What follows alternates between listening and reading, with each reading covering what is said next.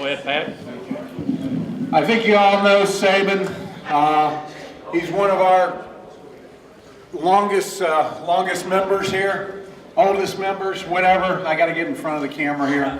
But he grew up in Louisiana. He was telling Carrie and I, and Carrie and I can't hear worth a flip. And he said he grew up on a farm. And Carrie said to me, "Was that a bunny farm?" And I said, "I don't know, you know." So Sabin said it wasn't. But anyhow, he was one of the, I asked him, I said, "What do you want me to say about you?" And he says, "I was one of the greatest advisors that were ever in Vietnam." So welcome, Sabin, and let's hear what he's got to say. For you guys that were in these ordinary American units, that happens to be the Red Badge of Courage of the Military Assistance Command Vietnam, which was founded in February of 1962. And in that year, it increased, the people increased from 700 to 12,000, courtesy of Democratic President John Kennedy. I got to get rid of some of this, or I'll be screwing this up. So,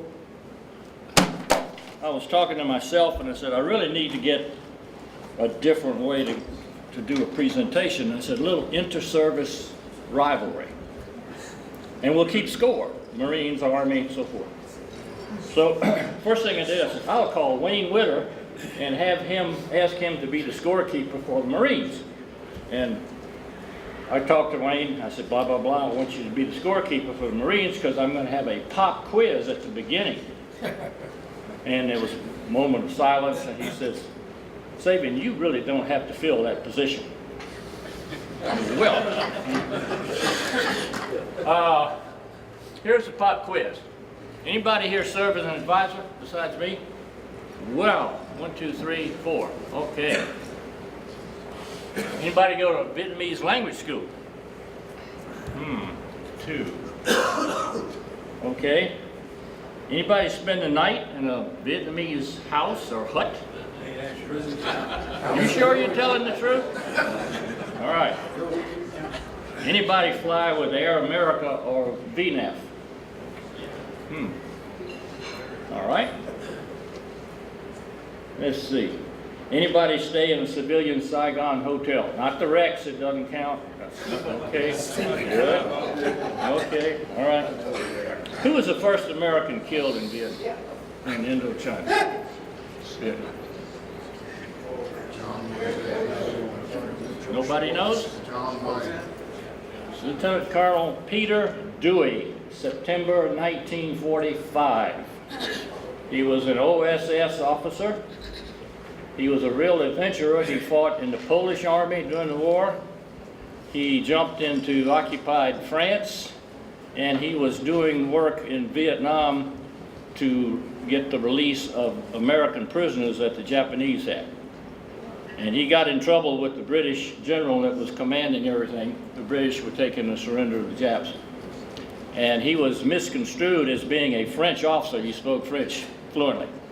And he encountered a Viet Minh group and they killed him. They really didn't. They thought he was French. That's why they killed him. That's the story. Okay. I think half of you guys must be Korean veterans. Let's see. Uh-oh. Yeah. I got to move fast. I came into Benoit, I went to Saigon, did the advisor orientation thing. Bac Lu in the bottom of the country. I'll show you where that is in a minute. I'm going to talk about operations in Tet, the Big Bang, the supply route from Cambodia, and we're going to talk about what I think the most important thing, the people. I'm going to do a little quick tour of Saigon, and I'm going to tell you some closing comments about what I think was good and bad. Okay, there's some maps on the tables. This was the famous Mekong Delta, still is, I guess. There's Bac Lu, the capital of Bac Lu province, the provincial capital. My first assignment. Can't hear you back here, Sabin. Yeah, Bac Lu. Headquarters, 21st Infantry Division, Arbin, and the Cavalry Regiment. And I roamed all over everywhere, and the furthest north I ever got to was up here at Sadek. Actually, Chao Duc. I want you to keep in mind this province right here, Chongqing, Interior Province. And of course the Yumen Forest. Bad place, very bad. That's the front gate, that's Fortress Baklu. Boy, that'll shake up the VC trying to get through that. Well, that's where we were. That's it. We got some more sandbags and stuff back there. The good deal was that house you see on the left is the commanding general's house, the Vietnamese general, we didn't have a general. That's me and my boss. Interesting story. I'm still a captain when I report to this guy. He's a lieutenant colonel, commands the 9th Cavalry. Which one's you? I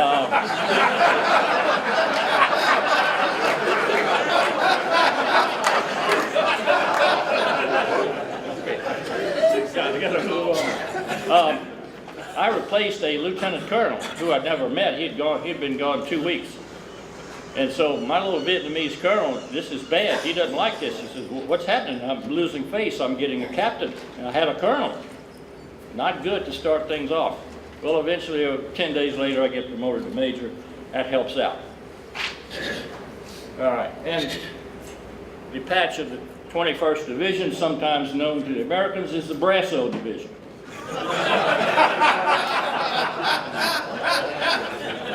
All of the Vietnamese cavalry units had the same patch, just the number changed.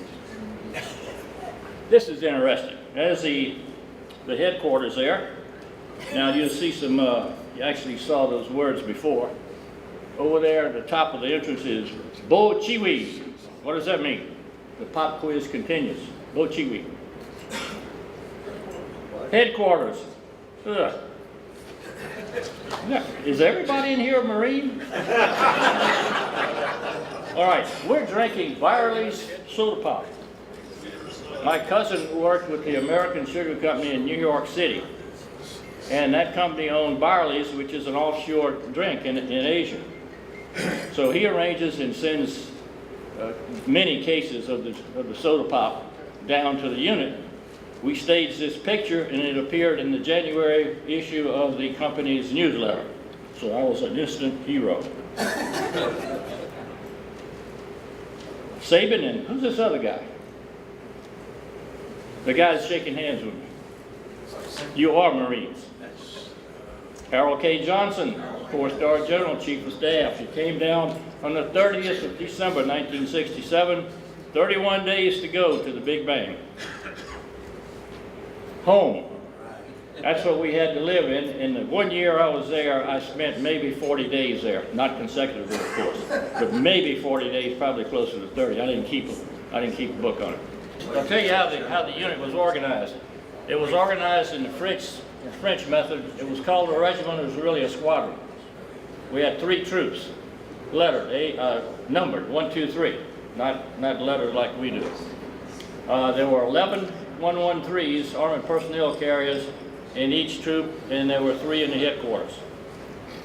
We never operated with all 3 troops. The biggest thing you ever did was with 2, and we're going to talk about that. This is just forget about that. This is another part of the pop quiz. The question is who, what, when, and where. Do not try to do too much with your own hands. Better the blank do it tolerably than you do it perfectly. It is their war and you are in to help them, not to win it for them. You're in to help them, not to win it for them. Actually, also, under the very odd conditions of blank, your practical work will not be as good as perhaps you think of it. Close. The ultimate advisor, Thomas Edward Lawrence, in Arabia, 1917, talking to British officers who are going to work with the Arabs. And the 2 blanks are Arabs and Arabia. All right. The perfect advisor, blending in naturally with the country. That's pretty good. Yeah. Actually, that was about the only time I did that. There were 2 other people with me. and we were armed. That's a cemetery, a Chinese cemetery above ground in Kenyang province. Okay, now can I change this myself? I'm gonna help you. All right. Handsome devil, don't you think? Yeah. Obviously not a Marine. All right, how about that armored personnel carrier there? Yeah. Yeah. See the guy in the pointed hat? He's not a VC, Sergeant First Class Edward Hirano. This guy had been in this same outfit for almost 3 years when I took that picture. He was a bachelor, he volunteered over and over. The troops loved him because he was Oriental. Guess what his nickname was? Pineapple. Okay, one more. Next one. This good. This is roaming the Delta. Lots of water. We spent hours crossing canals, and we tried not to get our feet wet, but you can't evade it. You see the guy's got a cable. Well, that cable is very important. Eventually, you're going to get to the other side. You're going to throw it out there, and you're going to hook onto another vehicle. You're going to get pulled out of the canal. This is not a good place to start a firefight. Okay, let's go one more. Yeah. Difficult to see. This is extracting with a Navy method, Navy stuff. This thing works, yeah. Right there is that's a capstan. Capstan on a ship pulls up the anchor. We got, it's a quick disconnect thing. It just comes right off like moving a camera lens in and out. We got the cable forward, and we got a small marine anchor. It becomes a winch. You pull against it, the anchor goes down, you get out of the canal. We had other methods of crossing as well. All right, let's go look at the crossroads there.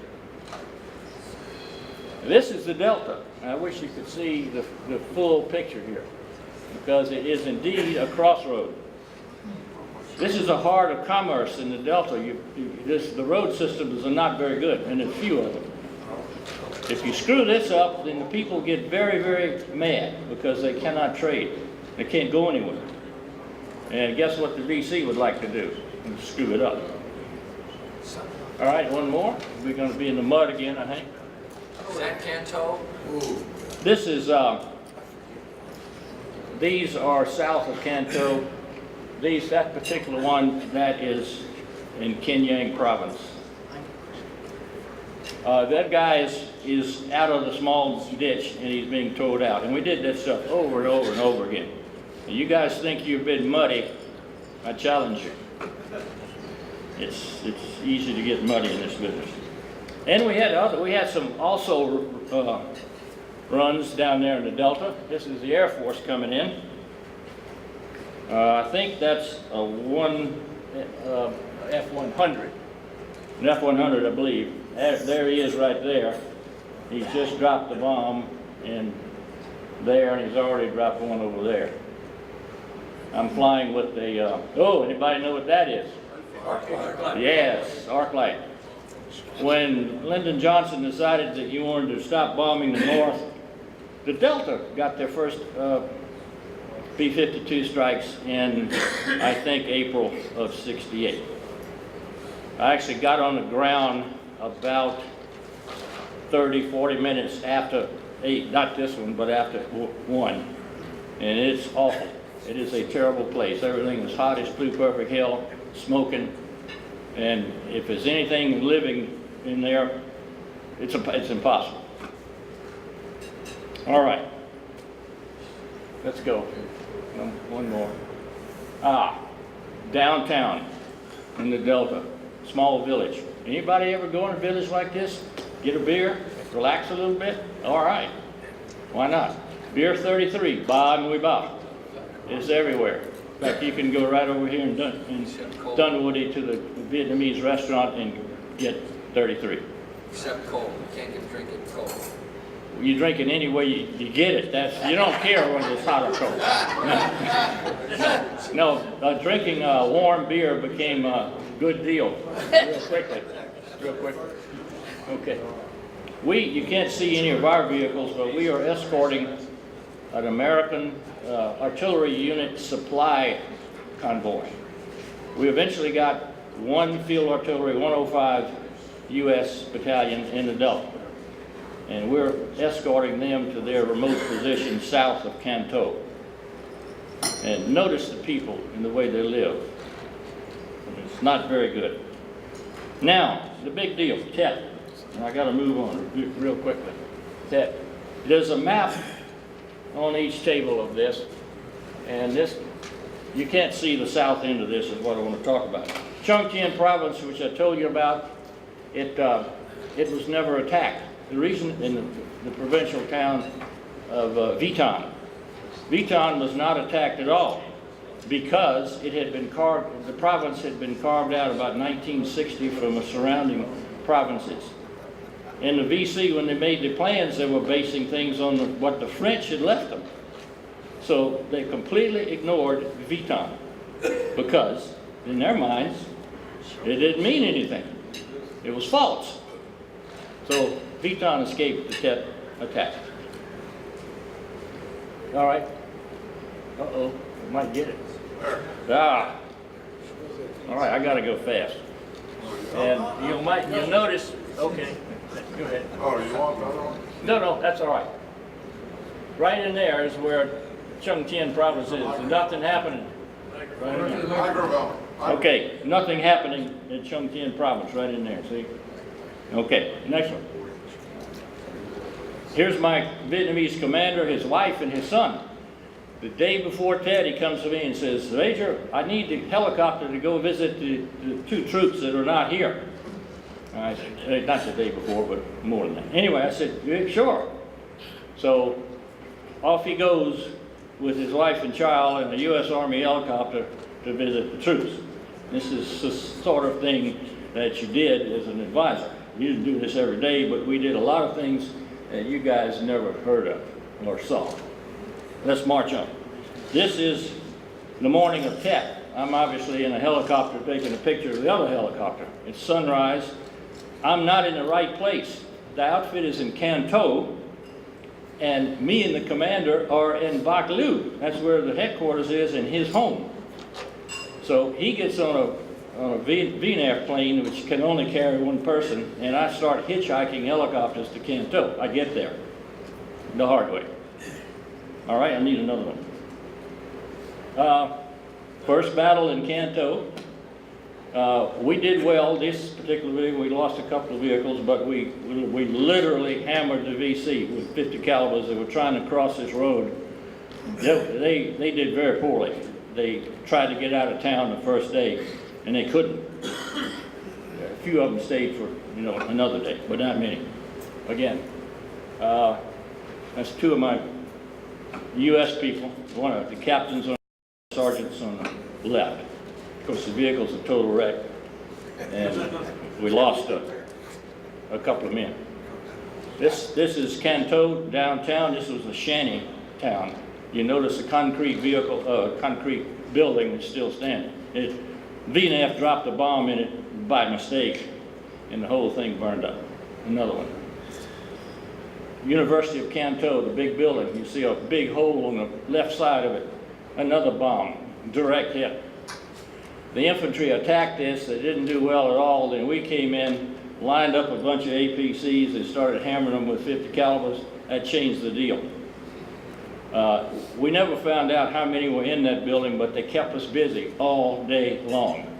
My best guess, they had 10 people in it, and we had a few hundred hammering them. There were lots of dead guys in it. This guy is dead, an ARVN soldier. I hesitated to take that picture, but that's the only one I have of that nature. Okay, let's quickly jump in on this supply route. We find out after Tet that all of these supplies and weapons are coming out of Cambodia, and we got to stop it. So that's when we go to Kenyang province on the Gulf of Siam with the mission to intercept this supply route. It's coming with lots of stuff. What month was that? February, early February '68. We're queuing up the convoy that afternoon to march to Rak Ya. We didn't get there till 8 or 9 o'clock at night. Bad deal of road march at night. Okay, next one. The great conqueror of the Delta. Notice this powerful weapon that I've got there. The Air Force salute, is that what you call that with your hands? Yes, it is. Yes, yes. All right. Okay. We're down in Kenyang province and we're moving toward this supply route. And this mountain, not really a mountain, it's a hill, but it's called the Seven Sisters. There's 7 of these little bumps down there, almost on the Cambodian border. And we have great intelligence as to where these guys are. Go. And one more. Yeah. We're out there, we're heading toward the known supply route. These guys are bringing stuff with drags like the American Indian did, and in sampans, whatever was right for the situation. And it didn't go in one continuous leg. It was one group would take the stuff and drop it off. They didn't know who the next group was, and the group number 2 would arrive maybe the next day and pick it up and start moving it again, either in sampans or dragging it with oxen. And we shot a few of the oxen and ate them that night. Sunrise, we're in the bushes. This is not really a good deal, but we had no choice. We have no infantry with us. We normally would carry rural force infantry, but not in this operation. We got shot at during the night by a bunch of little nasty guys, but it didn't amount to much. Okay, is this a VC, a peasant? Both. See the papers? That's not love letters. It's military information. You notice one guy's got his blindfolds on, so we packed the male and the female up and the papers, and a helicopter came in and took it to the intelligence folks. All right, let's keep marching. There's the great advisor talking to the mysterious Vietnamese commander. We are literally a couple of kilometers at this point from this supply route, and right after this, we pounced on them in the daytime. And here's the story. Normally, we would stop and have lunch. You gotta have lunch. It's required. The VC, we didn't, and the VC did stop for lunch. And we jumped on them while they were sitting on their butts eating rice. And it was a good victory, very good victory. That's the headquarters guys, the Vietnamese guys. 3 of them are sergeants, and they're old enough they spoke French, and I would communicate with them in French. And where are they? No, back. Did you see the advisory group? One more, back. Yeah, that one. This is the largest group of Americans I was ever with in the field. Sometimes it was just me and 2 others. So we got here, myself, 2 captains, and 3 sergeants. There's Pineapple, you see him in there. Notice that we have uniforms complete. Nobody's got the sleeves cut off, nobody's got peace signs hanging around their neck, or stuff painted on the backs of the uniform like, this war sucks or something like that. We're in uniform. Okay, let's move. All right, keep it up. Let's go, come on. Got a Navy. This is the stuff, some of the stuff that we captured. We didn't haul this stuff out of there. Our APCs already got stuff in them. We had to bring in Chinooks and Hueys, anything we could get, and load them up and take them into Rock Yaw. This is Rock Yaw in the Gulf of Siam. More pictures. Look at that. You fly boys like that one? I saved your butts. 12.7 millimeter. Lots of them. One more. One more. Okay. From China with love. Boy, that do me. See that right there, Chinese markings. From my dear friends in China. Okay.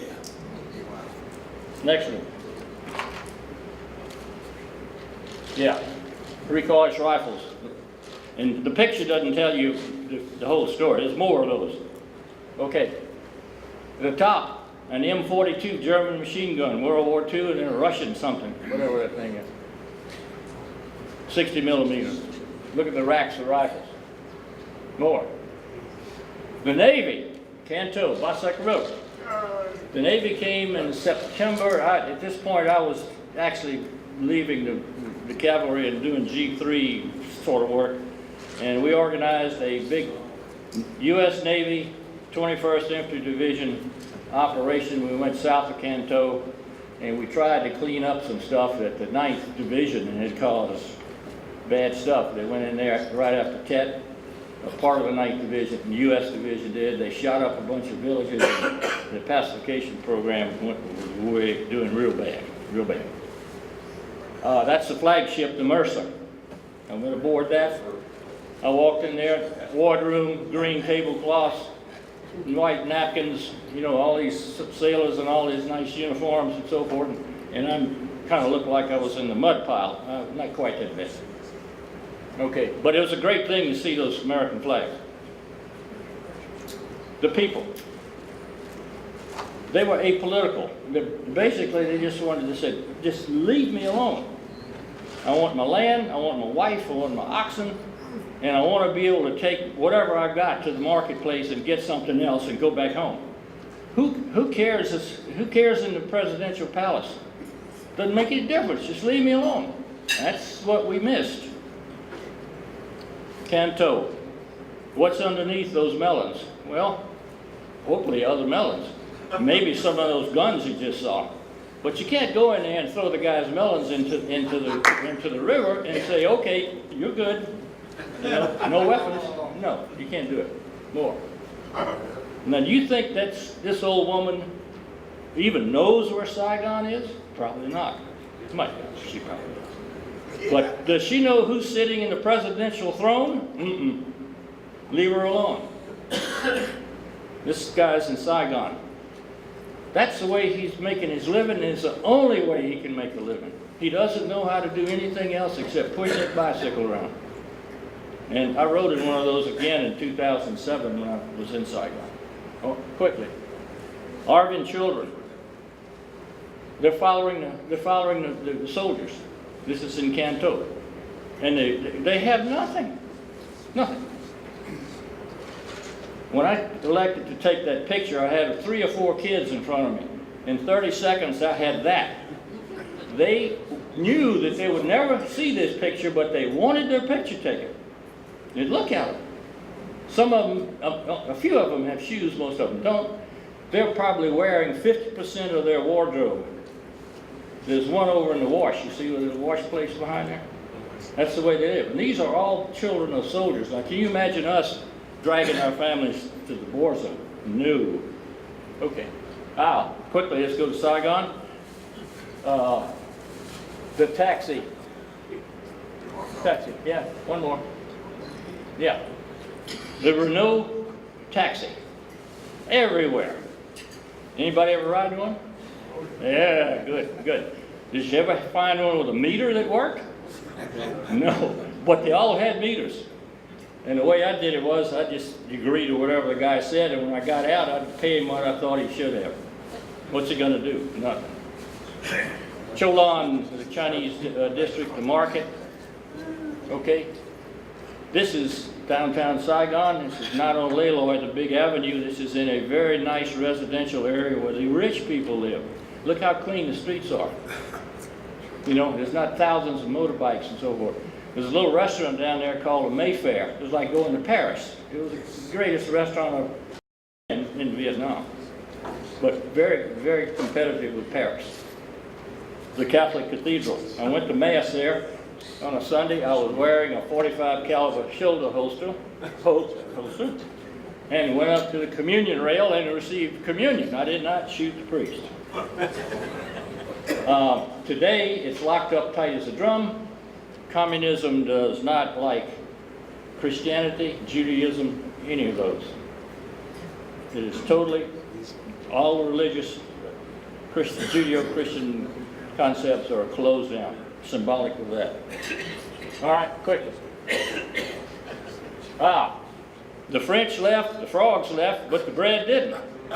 I ate so much French bread. I mean, any little village, I say any, but most of the little villages had a source of French bread. And you had to eat it quick, and you learned to break it and see if there was any little weevils in there, little bugs running around.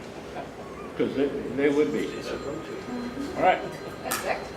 All right, that's the Gulf of Siam. That's at Rock Yaw, the sun is setting. And here's my closing comments. Our mission over there was the most idealistic thing we ever had in this country. I'm not talking about the mission of my unit, the mission of the United States. We did not invade, we were invited. We were there, and the political decision was based on the old Truman Doctrine to contain the expansion of communism. The domino theory, boy, if Vietnam goes down, everything goes down. Help, help, help. There was not one vested interest for the United States in Vietnam. It was purely go save these poor people from communism. They don't have anything in the ground we want. They don't have any army that we're going to have to train up and go attack somebody else. We're not going to attack China, with them. Nothing. There's nothing there for us except help. And at the peak, we were 540,000 of us, and it began to go down. And you've heard it before. Just tell it to everybody who doesn't know anything about us. We didn't lose. We left. I wish the thing would have gone a little bit better. The pop quiz results. I forgot. Army 10, Navy 3, Air Force 2, Marines. What does that say? Yes. All right. That's it, guys.